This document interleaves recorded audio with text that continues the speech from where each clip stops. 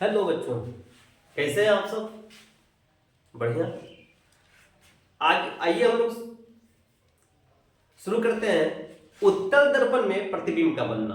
कल हम लोगों ने क्या देखा था? अवतल दर्पण में प्रतिबिंब का बनना। अवतल दर्पण में 6 स्टेप में हुआ था प्रतिबिंब का बनना, लेकिन उत्तल दर्पण में सिर्फ 2 ही स्टेप में है। तो शुरू करें, देखते हैं। अगर हम उत्तल दर्पण ले लें, यह उत्तल दर्पण हो गया। थोड़ा अच्छा बताया जाए, अच्छा सा।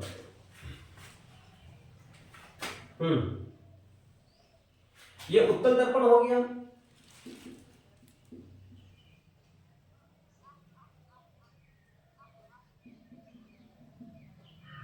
ये अपना मुख्य अक्ष, यहां पर P यानी कि ध्रुव हो गया। अगर वस्तु को हम, हाँ एक चीज, यहां पर F, यहां पर C, यदि वस्तु को हम अनंत पर रखें, वस्तु को अनंत पर रखें तो ये प्रकाश की किरण मुख्य अक्ष के समांतर आएगी, और जैसे मुख्य अक्ष के समांतर आएगी तो अवतल में तो ऐसा हो रहा था कि फोकस से चली जा रही थी, लेकिन यहां पर क्या होगा ना, ये परावर्तन के बाद इधर मुड़ जाएगी। लेकिन ये आभास होगा कि ये जो प्रकाश की किरण है ये फोकस से आ रही है। ये जो प्रकाश की किरण है यानी कि जो परावर्तित किरण है परावर्तन के बाद की, यह फोकस से आ रही है, यह प्रतीत होगी। यानी कि अगर हम अनंत पर कोई वस्तु रख रहे हैं, अनंत पर कोई वस्तु रख रहे हैं तो उसका प्रतिबिंब फोकस पर बनता है, बहुत ही छोटा बनता है, सीधा और आभासी बनता है। फोकस पर बनता है, बहुत छोटा बनता है, सीधा तथा आभासी बनता है।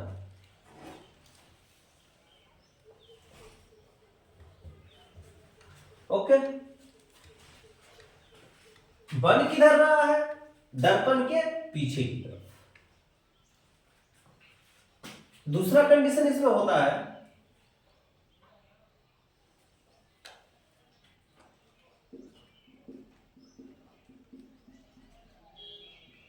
एक उत्तल दर्पण ले लें हम,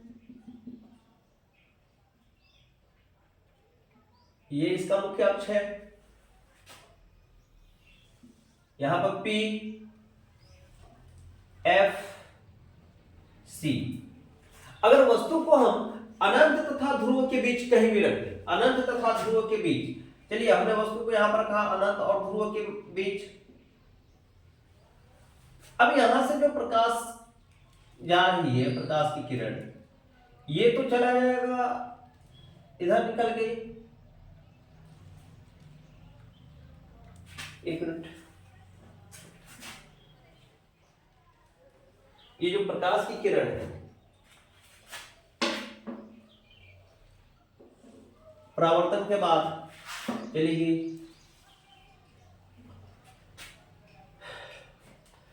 लेकिन ये प्रतीत होगा कि यह किरण, ये प्रतीत होगा कि यह किरण फोकस से आ रही है, डॉट डॉट डॉट, यह प्रतीत होगा कि किरण फोकस से आ रही है, और दूसरी किरण वक्रता केंद्र पे जाती हुई प्रतीत होगी,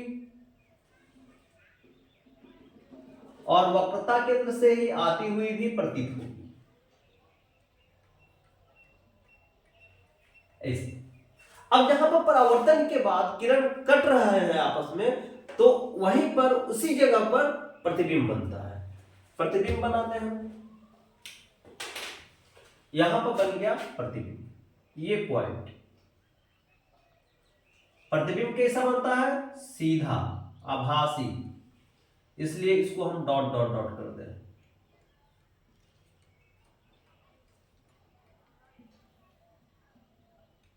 ये हो गया।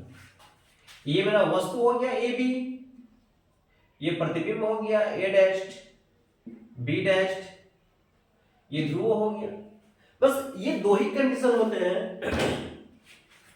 पहला कंडीशन है कि जब वस्तु को अनंत पर रखें हम, पहला कंडीशन है जब वस्तु को अनंत पर रखें तो वस्तु का प्रतिबिंब मुख्य फोकस पर बनेगा, वस्तु से बहुत ही छोटा, सीधा तथा आभासी। दूसरा कंडीशन है जब वस्तु को ध्रुव और पोल के बीच में, दूसरा कंडीशन है जब वस्तु को ध्रुव और अनंत के बीच में हम रखें, तब यह इसका प्रतिबिंब ए डैश्ड बी डैश्ड बनेगा, दर्पण के पीछे ध्रुव तथा फोकस के बीच, में इसका प्रतिबिंब बनेगा और यह भी प्रतिबिंब आभासी, सीधा तथा वस्तु से छोटा होगा। आभासी भी होगा, सीधा भी होगा, वस्तु से छोटा भी होगा। तो ये दो कंडीशन है उत्तल दर्पण में प्रतिबिंब बनने के, यह दो कंडीशन उत्तल दर्पण में प्रतिबिंब बनने के, और इससे पहले आप 6 कंडीशन पढ़ चुके हैं अवतल दर्पण में प्रतिबिंब बनने के, यानी कि दर्पण में कुल 8 कंडीशन हो गए प्रतिबिंब बनने के। और ये निश्चित ही है कि इस 8 कंडीशन में कोई ना कोई प्रत्येक साल एग्जाम में आता है। इतना ही नहीं, ये कंपटीशन के एग्जाम में भी आते हैं क्वेश्चंस। तो इसको जानना, इसको पढ़ना, इसको समझना बहुत जरूरी है।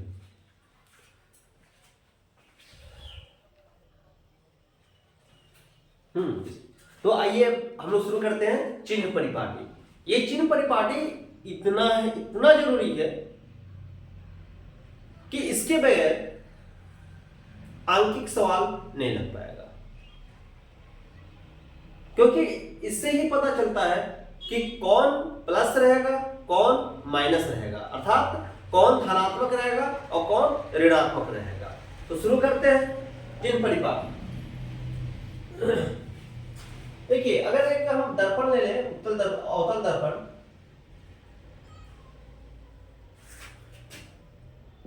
यह अवतल दर्पण हो गया, ये मेरा मुख्य अक्ष हो गया,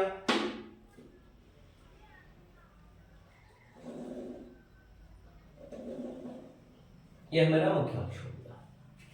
अब इसमें एक चीज हम ध्यान देंगे,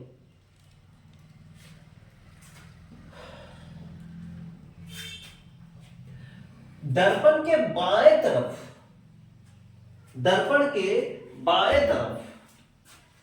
जो रहेंगे वो माइनस रहेंगे, वो ऋणात्मक रहेंगे। यानी कि दर्पण के बाएं तरफ ऋणात्मक, दर्पण के दाएं तरफ धनात्मक,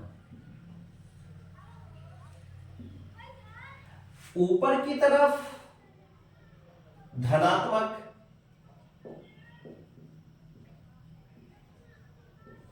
और जब नीचे की तरफ रहेगा प्रतिबिंब, या उसका प्रतिबिंब नीचे की तरफ जब रहेगा तब यह हो जाएगा ऋणात्मक।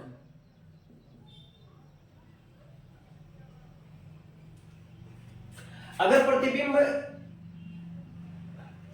इस साइड रहेगा तो धनात्मक, प्रतिबिंब इधर रहेगा तो ऋणात्मक। और अवतल दर्पण या उत्तल दर्पण दोनों में जो वस्तु होती है वह ऋणात्मक होती है, क्योंकि वह दर्पण के बाएं तरफ होती है, अगर हम ऐसे खड़े हैं दर्पण के बाएं तरफ। शुरू करते हैं।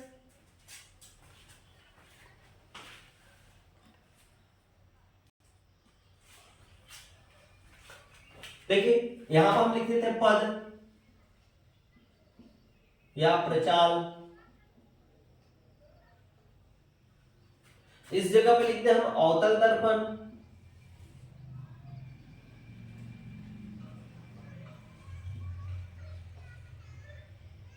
और यहां लिख दिया हम उत्तल दर्पण। उत्तल दर्पण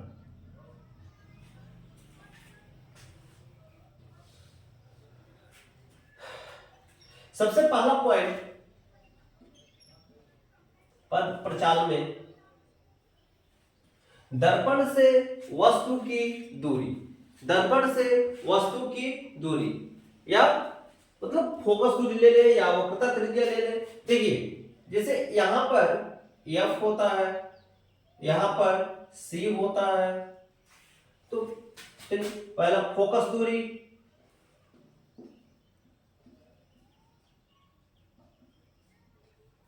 फोकस दूरी। एक चीज ध्यान दीजिए, फोकस दूरी अवतल दर्पण में हमेशा बाएं तरफ होता है, और जब बाएं तरफ होता है तो ये क्या हो जाएगा, ऋणात्मक। ऋणात्मक। उत्तल दर्पण में फोकस दूरी इधर होता है, दाहिने तरफ होता है, दाहिने तरफ होता है। अभी हमने बतलाया था, ये हो गया मुख्य अक्ष उत्तल दर्पण का, यहां पर F होता है और यहां पर C होता है। वीडियो कट रहा है, चलो ठीक है। यहां पर F, यहां पर C, यानी दाहिने तरफ होता है। जब दाहिने तरफ होता है तो क्या हो गया, धनात्मक होगा, यानी उत्तल दर्पण में क्या हो जाएगा, धनात्मक।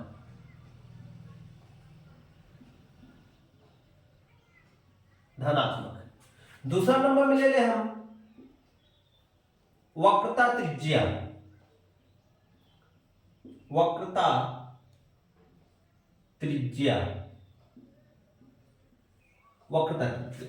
वक्रता त्रिज्या अवतल दर्पण में बाएं तरफ, यानी कि ये हो जाएगा ऋणात्मक।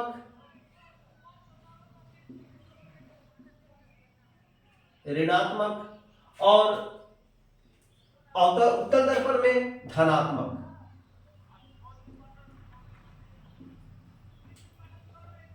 धनात्मक। उसके बाद तीसरा नंबर में ले रहे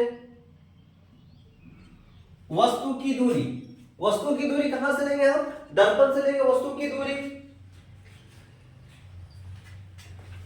वस्तु की दूरी,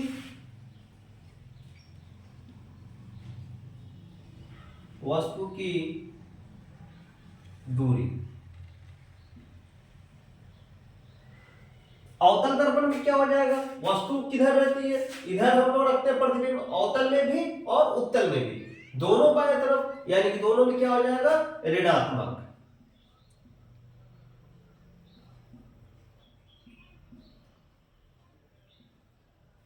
इधर भी ऋणात्मक। ऋणात्मक, दोनों में ऋणात्मक। चौथा नंबर में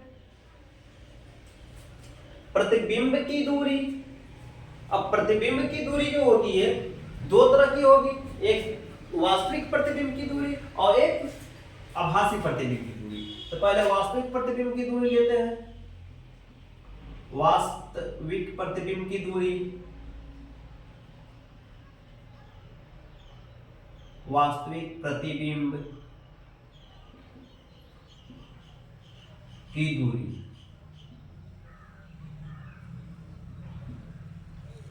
वास्तविक प्रतिबिंब उत्तल दर्पण में, सॉरी अवतल दर्पण में वास्तविक प्रतिबिंब हमेशा बाएं तरफ बनता है, और बाएं तरफ जो रहता है ऋणात्मक रहता है।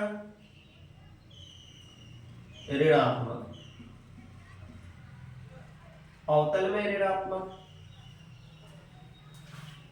उत्तल में ले ले तो वास्तविक प्रतिबिंब बनता ही नहीं है, क्योंकि अभी हम लोग पढ़ रहे हैं कि सिर्फ दो ही कंडीशन होता है।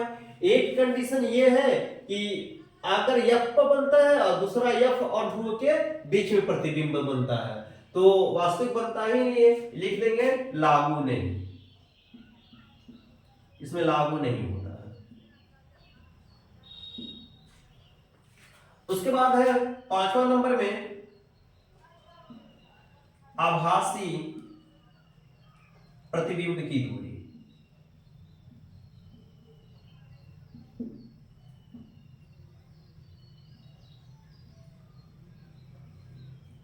आभासी प्रतिबिंब की दूरी।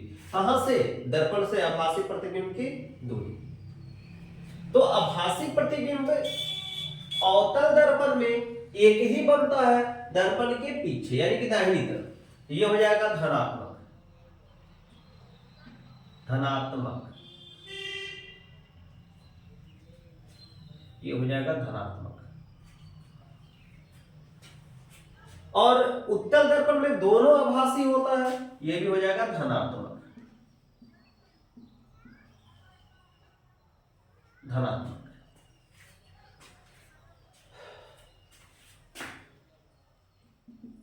छठवें नंबर में ले लेंगे हम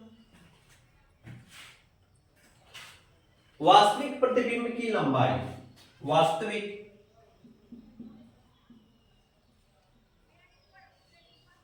प्रतिबिंब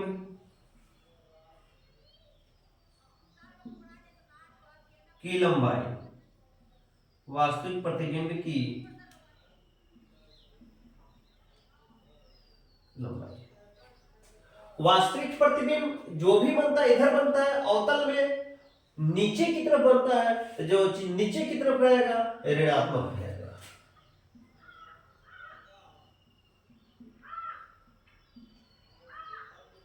ऋणात्मक, इसमें वास्तविक प्रतिबिंब बनता ही नहीं है, लागू नहीं।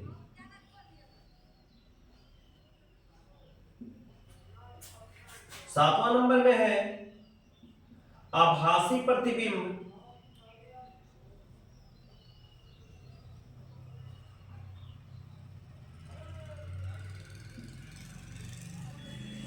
आभासी प्रतिबिंब की लंबाई। तो आभासी प्रतिबिंब की लंबाई, आभासी प्रतिबिंब हमेशा क्या होता है? सीधा होता है और दाहिने तरफ होता है सीधा होता है। दाहिने से यहां पर नहीं मतलब, यहां पर सीधा से मतलब है। तो जब सीधा होगा तो क्या हो जाएगा? धनात्मक। और अवतल में भी एक होता है, अवतल में जब एक होता है तो ये हो जाएगा धनात्मक, धनात्मक। लेकिन उत्तल दर्पण में भी सीधा होता है, एक यहां पर बनता है एक यहां पर बनता है, धनात्मक। दोनों जगह हो गया धनात्मक।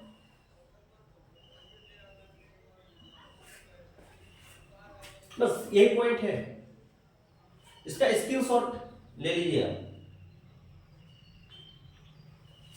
अब देखिए, अगर ये आपको नहीं याद रहा तो आप आंकिक नहीं लगा पाइएगा। और याद क्या करना है? हमने समझा दिया कि दर्पण के बाएं तरफ ऋणात्मक, दाएं तरफ धनात्मक, ऊपर धनात्मक, नीचे धनात्मक, बस यही है चार्ट।